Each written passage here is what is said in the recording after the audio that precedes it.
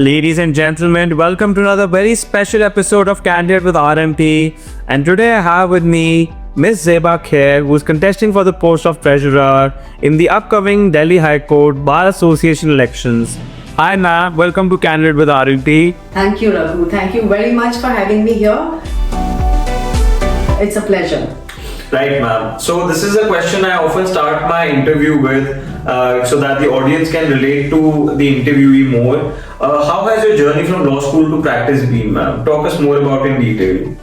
So it has been a very interesting journey. I complete 26 years on 6th of March, and at that time we had no clue where to start your practice from, who to join. I didn't have any roadmap in front of me. Neither did I have anybody to really guide me to it, because I was new to Delhi. I was not born and brought up in Delhi. I came to Delhi in 1989 to complete my 11th and 12th from the Mothers International School. And then I did my graduation in English Honours from Miranda House.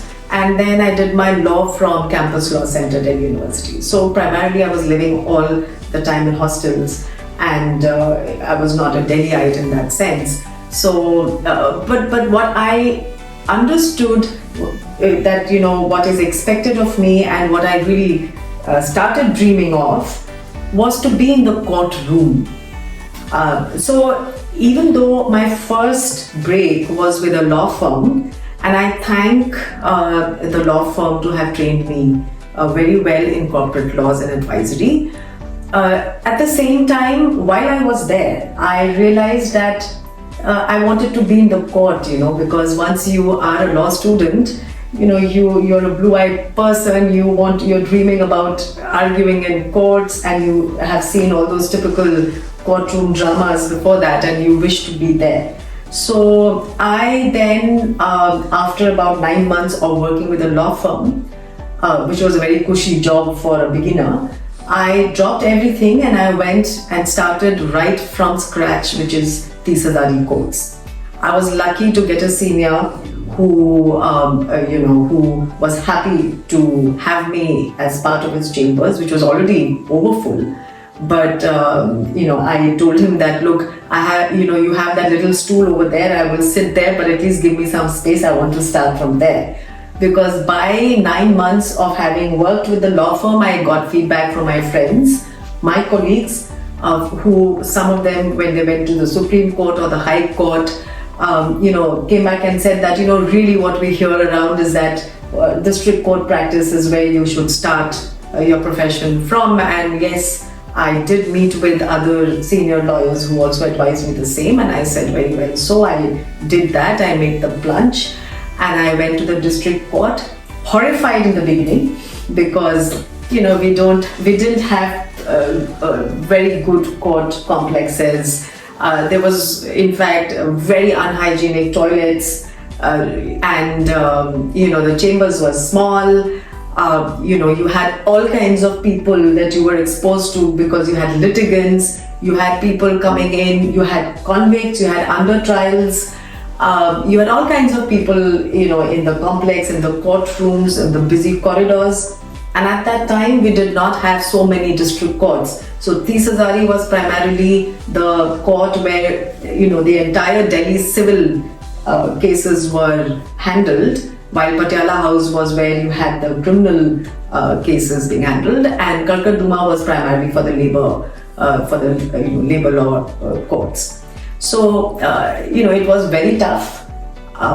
Also because I was convent educated, I came to schools in Delhi, which and I was born and brought up in Digboy in Assam. So I was speaking a lot of Assamese and English. My Hindi had taken a toss. So when I entered the profession and I was exposed to the larger public and even in the profession, it took me a lot of years to actually polish my Hindi, and I had to understand a lot of things. It has been quite a journey to even learn how to deal with a client how to speak to somebody who may not be from the upper echelons. Your client in the district courts could be anybody who comes from someone from below poverty level to of course people who were well off. So you had to speak to different people in a different way, and then after that, of course, I had a great senior and a mentor who who gave me that push that one needed. He made me work, he made me slog, he made me cry, he made me work up till even 2 a.m., 3 a.m. and then to be back in court sharp at 9:30 and 10 o'clock to be sitting inside the courtroom by hook or by crook. Keeping in mind that at that time even travel was very difficult in Delhi, you see. We had red line buses, we had blue line buses. I don't even think you have heard of that, Raghu. So, and very often I found myself lucky if I got a small space on the steps of the bus. So I would consider myself lucky even then. And obviously, every young lawyer, most of us, we who came from middle class families, we didn't have that kind of money to spare, for auto rickshaws and maybe buy a car in the beginning. So it has been a struggle at that time. But looking back, we realized that it was fun, because when we got some fees that was more than what one would expect, we would treat ourselves with taking an auto for a week and feel very happy that, look, now I'm taking an auto ride and stuff like that, and eat in a good restaurant and, sit with your fellow colleagues in the High Court canteen, which was very good for us at that time. So it has been quite a journey, yes, in terms of struggle. In terms of work, of course, by and by, after 3 years of being with the senior, I also started taking up my own work. And then around in 2007-8, I got my chamber, which I consider myself to be very lucky to have got at that time, at Patiala House Court, which I still hold today and still hold very dearly. And that is where the next journey began, where then independently one was taking up cases. And I was also, working as a consultant with the law firm that I had left in 1999. So I was very happy that I was also doing a lot of corporate advisory work, and taking a lot of interest in joint ventures, that a lot of companies that came from France to India. So I had one area of my work which I always maintained on that side, and I had my litigation, where I would, of course, take up any sort of cases to begin with. I can still tell you the first case that I ever took up was of my neighbors. It was a criminal revision in the Delhi High Court. It was to be argued, and and I argued that matter on the first very day, and I got a very good order. But that's it, that was the end of it. And I thought, and I had heard, and I had always thought that, there would be series of hearings, and, one would enjoy doing more research, but I was lucky to have got a good order. But I was very sad that, that file was closed. So, and then what do I do next? I don't have my next file as yet. And so that was the time, and of course, slowly and surely, I got a lot of encouragement from my seniors, who told me, this is how one begins his or her journey in the profession. So by and by, of course, work started accumulating. We worked hard, so we got good orders. When we got bad orders, we felt very sad, of course, but then we also realized that what learning we could take from it. There were times when probably one did not put in that kind of hard work. I should be very candid. So that also put us in our place. And there were times when, of course, when you don't have a good case, you don't have a good case. You learn how to take a bad order as well. You try to appeal. You try to go through all the levels of appeal. And after that, if you're successful, that gives you more pleasure. And so, yes, even before one could figure, one was already into the depths of litigation. And here I am, 26 years having almost completed. Wow, I mean, that's been an inspiring journey, especially for young first generation female lawyers starting out in the profession. Should take inspiration from what ma'am has just mentioned. I mean, the struggle is something which is a very sweet spot. You have to embrace it and not shy away from it. The moment you embrace it and feel the struggle, that is something that you want to associate yourself with, is the time where I think you start slowly accepting and then learning how to deal with that struggle. Yes. Because the moment you think that कि नहीं यार ये तो struggle है मेरे को करना ही नहीं है, that is when you sort of lose the grip in its entirety. Yes. The moment you sort of embrace it कि चल यार struggle तो है ही है. Now how do you cope with it and how do you deal with it? That is the challenge. And I think the sooner you come to terms with that, the better outcomes you can sort of get about. Yes. ठीक है. So, ma'am, you are contesting for the post of treasurer in the Delhi High Court bar elections. What inspired you and what made you want to contest for the treasurer's post?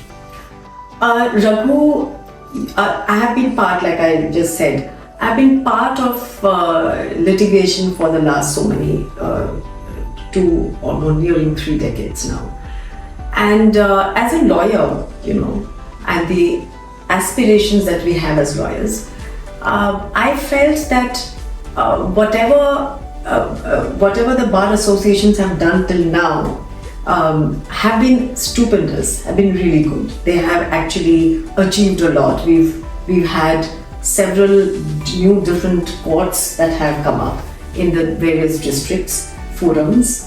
We have court buildings that have come up in the Delhi High Court with different varieties of cases, the commercial courts, the criminal courts, and what you have is the writ and original side.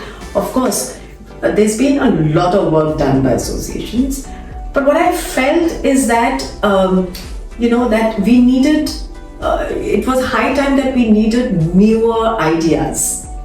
You see, for example, I am to be elected as a treasurer, and my tenure is 2 years. Now, once I leave, and in the next elections, we have new people, vying for that seat, and new people come up, become a treasurer. So what happens is, or say the president or the secretary and all the other office bearers, what I feel and I felt, there was time that we had newer ideas. We have the same set of people who have been here for the longest time. They've done fantastic work. They're all my friends. I love them. I've learned from them. I've been guided by them. I've been helped by them in personal and other issues. And they're like mentors. They're very good people. But I realized with the number of people streaming into litigation, you have almost 40,000 members in the Delhi High Court Bar Association. What I felt is that each of us gives 2 years. So I come with 2 years and I give my ideas. So we bring in what is required by the masses and whatever one can achieve in those 2 years. I go out, another person comes in with another set of ideas. So you have fresher ideas and you have newer things happening. So that creates a lot of vibrancy in the bar. Absolutely. And we must remember that Delhi High Court Bar Association is probably one of the biggest bars with 40,000. Also, what I also feel is that it is a synergy, of aspirations coming out of young, bright lawyers that is watched by the world over. Because today India is actually on the global, enjoys a very important place in the global map. And everyone looks up to the Delhi High Court Bar Association from the entire world.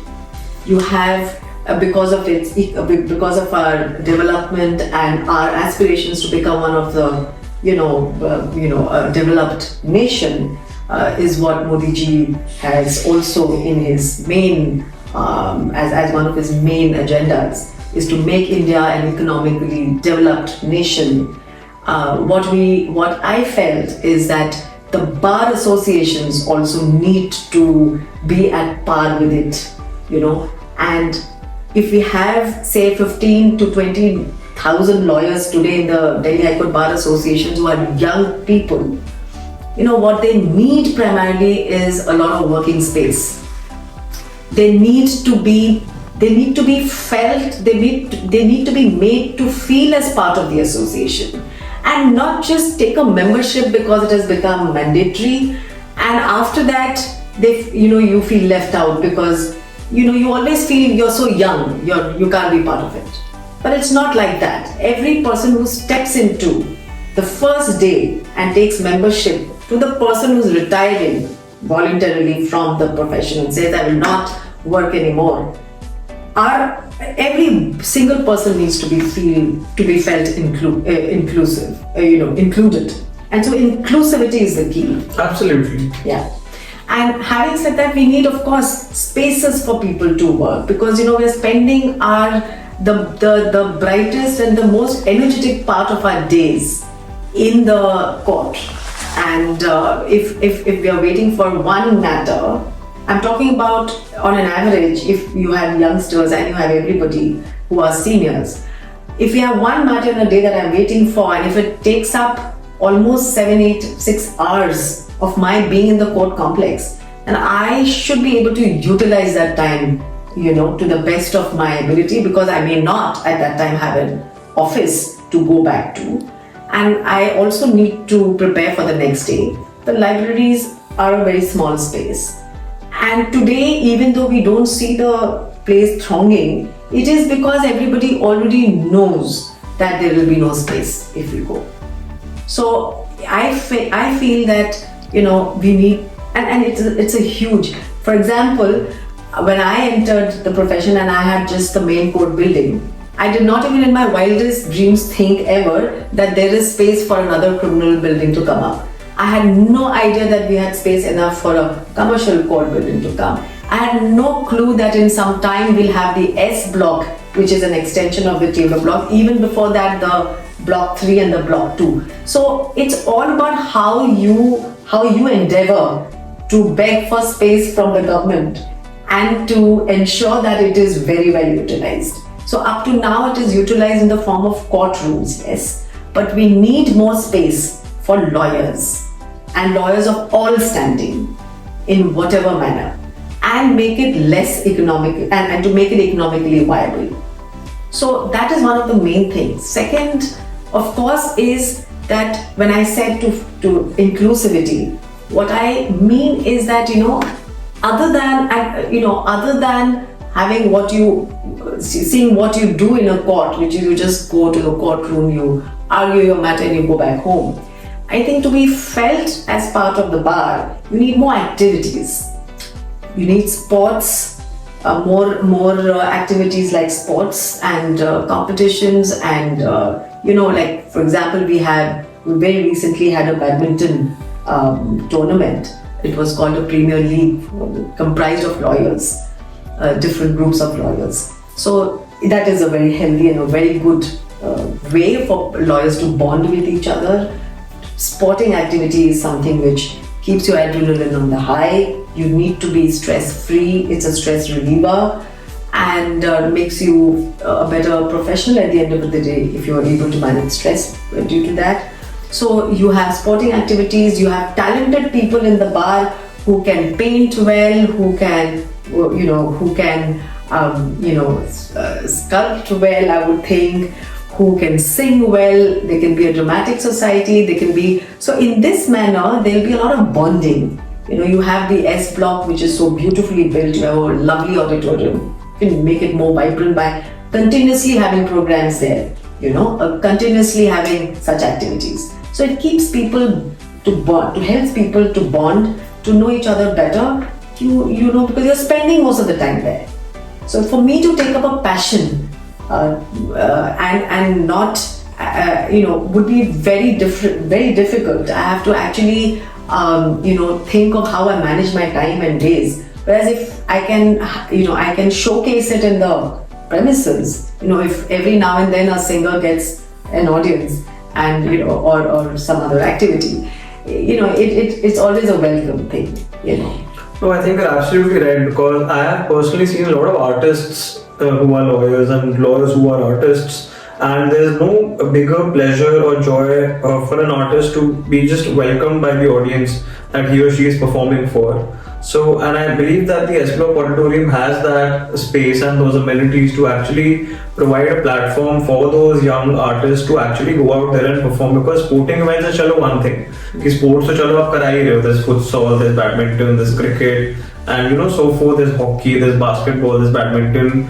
plethora of sporting activities. But I think somewhere where we're missing out are the cultural sort of activities that the High Court bar can sort of proactively take upon. And I'm sure they'll get a good response also, because after sporting में you're getting such a good response that shows the receptiveness of the members.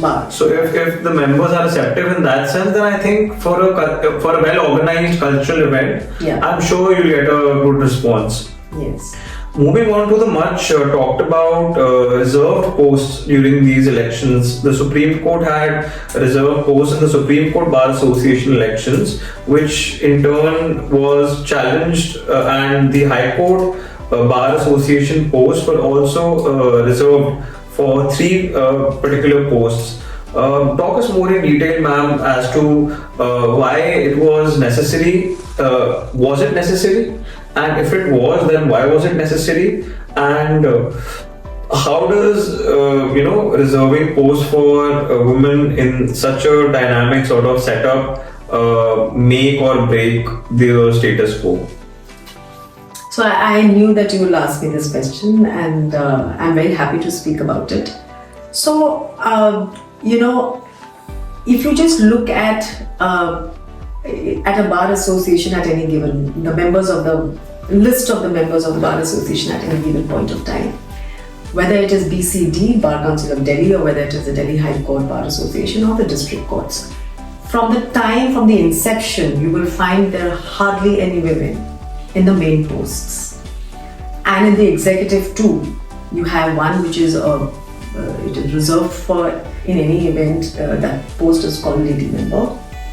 But other than that, in the main posts, there has hardly, in fact, to my knowledge, I don't even recall if there is anyone who took up the main post, maybe one at best or so. So, that actually makes me think that why is that so? Is it because there are no women who are capable of holding post? Or is it because of the practices of fighting an election so difficult that it does not enable a woman to want to even think of contesting at some time? There is a history of women contesting, no doubt about it. There have been a few who have shown that grit, but that has been very, very few.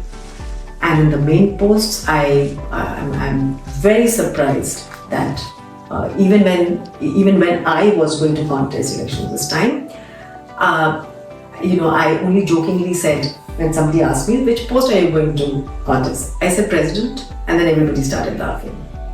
So you see, this is our response. This is how the bar is. And that is because they've not seen any woman in those posts. They've not seen any woman, holding posts and actually working to even know their capabilities. That's true. So, and at the end, there are in my this now little journey from April end last year to today. It's almost going to be a year of me when I decided to contest, and in my entire journey. What I even learned was that young members of the bar also spoke with me and said that they would also rather see women in more posts because they also feel that a woman is more approachable, and that of course comes from the very natural inclination of a lady, women being nurturers by in their genes, and that is how women are biologically. This is to nurture is something which makes a very important part of a woman. So I realized when I spoke that even young boys said that if we have more women, we'll find it more easier to connect. let alone women. And then also, you see, we are only looking at the Delhi High Court Bar Association or any bar association from the point of view of lawyers that are already made. But look at it from outside, from parents who aspire that their daughters, should enter the profession. You see, planning starts in any household from the time a girl is in class 10 or 8 or 9, as to what profession she should take. That very moment, parents also tend to think, okay, let us look at how Delhi High Court is today. Let's look at the members, let's look at the office bearers. From time immemorial, if anyone sees that there are hardly any women, the first thing that comes to the mind of a parent is, oh, will my daughter, identify herself in that setup? Who will she go to? So these are things that come to the minds, even when we're looking at it from that point of view. And of course, even from young girls who choose their own professions. You see, today we have children with their own minds. If they say we want to become a lawyer, we want to become a litigator, the first thing that a lady wants is whether, if anything happens, she's able to walk up to an office bearer and and tell her problems. But and very young girls, I'm telling you, would prefer to have to at least see a few pinks amongst the blacks that we all the men that we see today. So more pinks would really help, I think.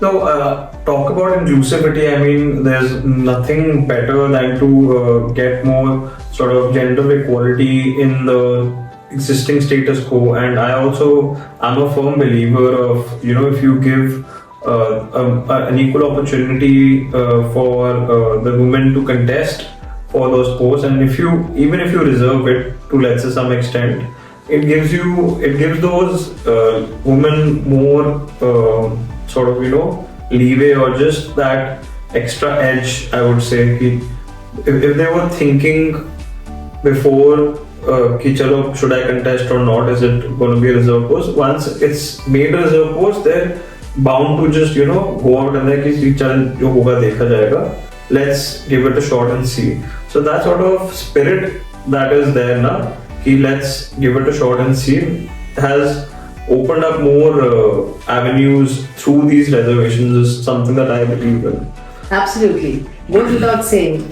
Supreme Court, for example, even had 80% voters turnout because a lot of women came then to vote, you see, because they knew that they have their representatives there last year. That does make a difference. Absolutely.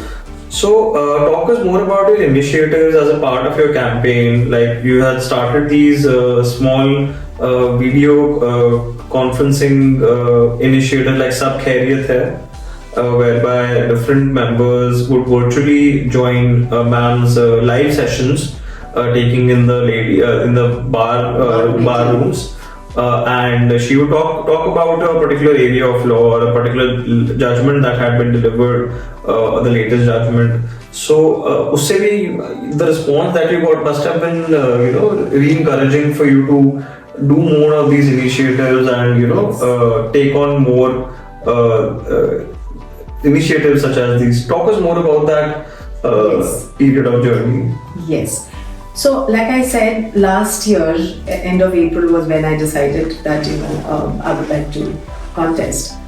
So, but when I did that, I also realized that the Bar Association has almost more than half, or at least half, young members. And I wanted to know what exactly their problems were. Of course, like I already spoke about the space constraints. That was one major issue. The second issue that I came across was a lot of young people told me that we tend to these days branch out and go independent very early. So I said not early, even I did that very early. So it's a trend that has been following for a long time. And then they said that that if they have a matter coming up next week, if they get a client, while someone would have referred the client to them, they just like how it was for us, we would wonder how to go about it. There are a host of issues from the stepping of a client into your office, or a call that you get even if you don't have an office, to finally, delivering the report. Closing the deal. So how does, and you have to, you have to be an expert, near expert at least. You have to show that that confidence to the client, and also you have to prepare for the matter. You also have to know what line of action strategy you are going to propose to give to the prospective client. You have to also talk about fees. You also have to ensure that whether you are on the right track of research. While you may have a lot of search engines today, but you also need to know which track to go. And then finally, in the courtroom, you need to know from before how to perform and which court, which matter, which judge, and what are the strategies, and how do you face a judge, and if he's a difficult judge, if she's a sweet talker, but finally takes you to the grill. So there are a whole lot of things. So who do you turn to? So then that is when some of them said that, while we always look up to you people when you all are walking in the corridors, we like to stop you and ask you, and you all have been very gracious to give time and have also told us, please come in the evening to our office or the next day. And all that is obviously there. But talking of real time, they also said that when we fix a time with you, then you're probably not available on that day. You want to call us on another day when we are probably somewhere else. So it becomes very difficult to approach any senior for a very comprehensive discussion. That's true. It becomes extremely difficult, and I know that myself, because even when we were growing up in the profession, we would also just stop someone outside the court, sir, the judges just told me that this is the point, I have to look up and come back in an hour. What do I do? Can you guide us? So very quickly someone would tell us, but it was not enough. So what I decided was that I would start a legal discussion group. I would have it in the most vibrant place, a place that ought to be vibrant, and a place that is very, very, we look up to Barumi Tea, which is close to courtrooms 1921 in the old building, because that's the largest space we have where lawyers normally sit and they work. There's a table there for lawyers to work on with their laptops. There are other lawyers who are preparing for their matters in the seats that are provided there. You have pictures of all the stalwarts of law donning the walls, and it always gave me a very, very good feeling that this is where I would also actually sit and discuss things with my colleagues at times. So I decided to hog a corner of it, and once a week. Earlier it was twice a week, where I would call a person, a resource person as we call, but obviously a lawyer of great standing, and someone who knew the law. May not even be that senior, could be a very middle level lawyer, could be someone who's very well versed in the topic, to come and help the others who are present there to actually take through one aspect of law, one topic of law every time. And in that duration, we also spoke about other things like how to manage stress, how to go about that particular legal point. If someone had a matter the next day, or if someone had a matter the next week, could also come and try and help resolve his or her issue. In fact, on the very second or third day, I had someone sending me a message after the program to say that, I had this little doubt. I had a client who told me to argue a matter in Jaipur High Court the very next day, and it was on a point that I had never ever delved into. So when I attended your session the evening before, the afternoon before, I asked everyone present there and to the person who had come, the expert, about it. And after having been equipped in such little time about that particular subject, I said yes to the client, and then I took the night train. I went and argued the matter, and I got a good order.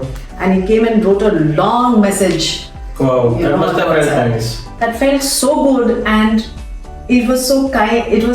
I was lucky to have received it on the very second or third session, and that gave me encouragement. Of course. Look, if I can help people do this, and if I can help people, clarify their doubts. So there are people sitting physically, whoever can come, and then we have a link that we share, and we do it in a very informal manner. It is almost like as if people already present there would just gather and talk. It was like me sitting with 3 more people and sitting to talk. So, it does not disturb anyone around. People know that here is a discussion that is taking place, and we can even email our problem earlier, and accordingly then I would get the expert of that subject. Pretty much how probably the Friday group started in the Supreme Court. I don't know if you're aware of that. That's almost 10 years old, and it has taken the shape of a classroom kind of a design, work and discussion design, where you have honorable judges coming to speak on subjects in the in the Supreme Court. So very slowly and surely, the Tuesday and Friday that I had started is now converted to just once a week, which is on Tuesdays, keeping in mind the Supreme Court had it on Fridays.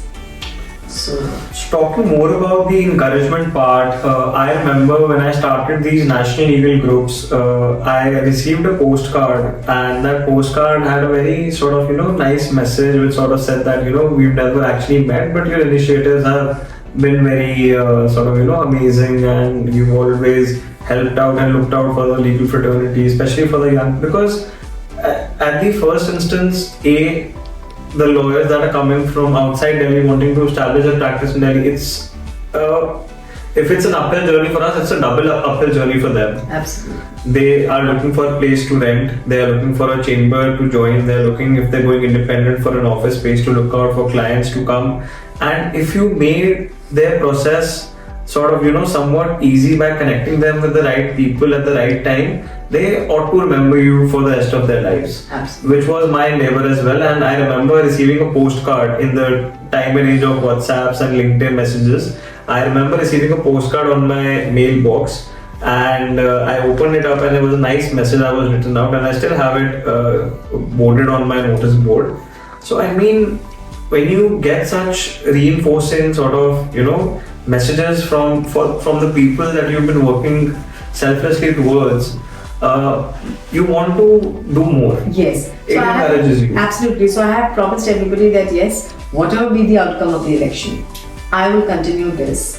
The Zeba Khair. Yes, Zeba Khair. And the that's tagline was actually, it was a very impromptu one, which was, actually while a very young supporter and an advocate of this issue of starting something like this. So she was very young, and she said, let me quickly, prepare a link for it, and let's have this started. And then she sent me the link and everything with the hashtag Zeba Khair, and then she said, that's the only thing that came to my mind. I said, very well, so it means well, so why not? Wow. So let's talk more about the Advocates Amendment Bill, which has been the hue and cry of the topic, the national topic of the day. What is your understanding about the amendment bill, and your just 2 cents on the Advocates Amendment Bill?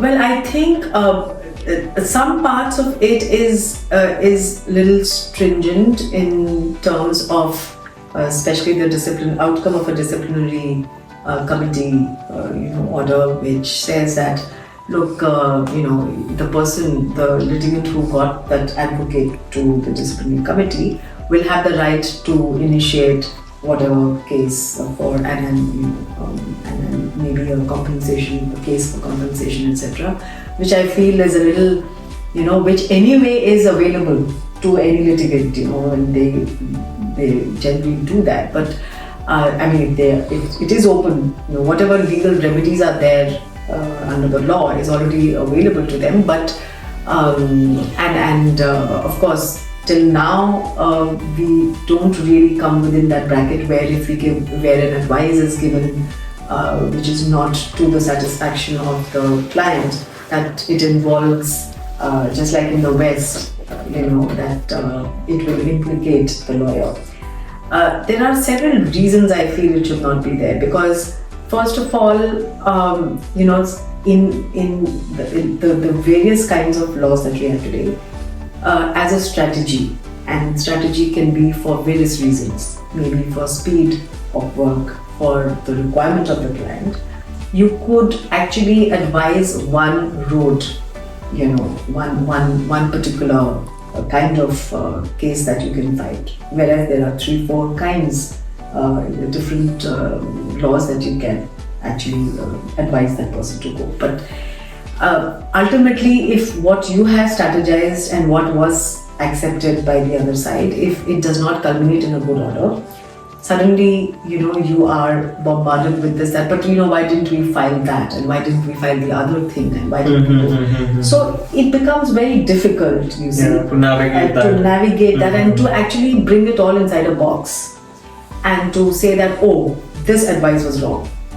Because to advise in a scenario where you have different different angles and different opinions and different paths can become then very, very difficult. So, I agree. And then also because of various practical problems, you see, I will have to then explain the entire, of course we anyway do, but one will have to actually document it. They take a yes from the client. Tomorrow the client may say, look, I was in such a situation myself, I had no choice but to say yes. You see, so there are a lot of loopholes here. It's very difficult to navigate like that. That is one. Then second, of course, the definition of advocate and lawyer, etc., have undergone a lot of, has been proposed to include everyone, even from law officers and law firms and stuff like that. How easy it will be for regulating all that, I do not know, but it will be a humongous task. And then there are also, they have of course only yesterday taken it for the consideration. Well, they've not taken it back. What they've said is that they've closed the public consultation on this. Okay. And depending on the feedback that they've got, they will come out with a revised bill. I see. So this is what they have said. So they have not withdrawn anything. As such, they've only said that they're just closing it for the moment, and they and because of the feedback, numerous feedback, they will revise it and they will again put it out on the floor. So, but because of also what I notice is that there will be members that will be proposed by the government to be part of the Bar Council, and that would mean that instead of being a body which is elected and which is independent and which looks at its own requirements, there will be more interference of the government, and with different types of governments coming in future with different ideologies. We do not know how that is going to work in a space that actually should be only for lawyers. So these are the two major issues that I saw.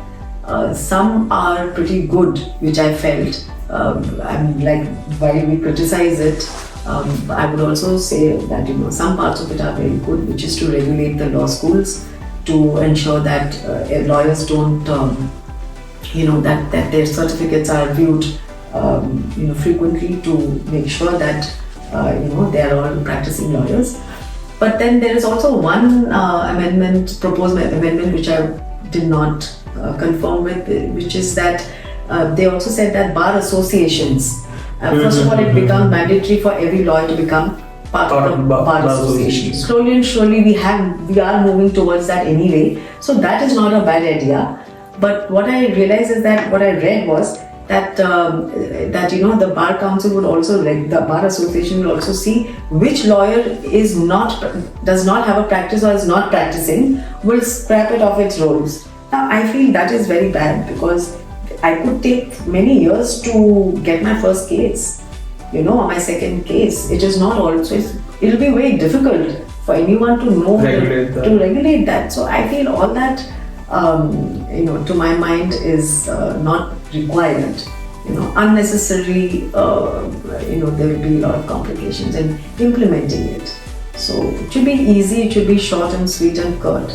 It was fine as it was, and we did not need the rest. Of course, law takes its course, so we had the courts, taking the rest of the things forward. So I think I'm sure with the different feedback, with the types of feedback that the government has received in its in the public consultation phase that just got ended, I'm sure it will revise it, and hopefully let's look forward to a better one. Right, moving on to the last question of our podcast, ma'am. The elections kept getting postponed and fresh dates were announced after the proposed date of election. How was that challenge of keeping the momentum going? Because you said you made up your mind in April last year. That is when you decided that okay, we're going to contest, and the election was supposed to be held in October last year. Yes. And from October we finally now have a date which is 21st March 25. So that whole journey of campaigning and just have that election phase going sort of fizzled out with the new dates coming in. How did you make sure that your momentum kept going? I think it has been the drive that's in me that actually kept it going. Otherwise, it was difficult. We had a few of us candidates who actually backed out only because of the reason that they were not able to hold on to the momentum, as you said. It's probably the drive in me, because I always like to do things to its logical end, and this one is very challenging, has been challenging. And especially because I was not born and neither was I born, and nor do I want to become a Neta. You see, to take part in the Bar Association as a part of its office bearer, you don't have to become a Neta. You just need leadership qualities, because we must all understand that by being leaders of the bar, we are only leading the institution. We are not making it political here. We are not, we are not going to be playing with the rights and duties of fellow lawyers. We are here for our tenure. We go, we get more people with fresher, better, brighter ideas, and and then create that vibrancy that is needed. Because we also are professionals. I cannot make this as my full-time profession. If I have to do that, I'll have to look at an alternative profession. So I cannot at all, make this, a very difficult process. It has to be simple. It has to be vibrant. It has to be flowing. It has to be, dynamic, and that's it. And we are professionals first. I have to go to court. I have a commitment towards my client. I have a home to look after. I have my own space. I have my life. I need work-life balance, and I also have to run the Bar Association with the help of all my office bearers. So the rest of them. So it should be that simple. It should not be complicated. It should be it should be healthy. It should be activity-based. It should be inclusive. We have to look at all other genders. There are so many today, and we have to make them inclusive as well. So it's not something, because when I stepped in, people also told me that look, fine, if you're elected, what next? You have to move home at 8 o'clock. What next? How are you going to give time? It's going to be cumbersome. I said no, it's just how it is made out to be. It's not cumbersome at all if you want to lead. It's cumbersome when you are planning something else, when you want to become netas. So that is not what we are looking at, not at all. Because we've seen what the netas have done. The netas have not really done enough for people to begin to feel included, let me tell you. And there's a need to change this concept. Well, hopefully, ma'am, with your being part of the executive committee, we certainly hope that there are new changes that come about, and with that we wish you all the best, ma'am, for your campaign and your candidature. It was a pleasure having you, ma'am, on Candid with RMT. Thank you so much. Thank you.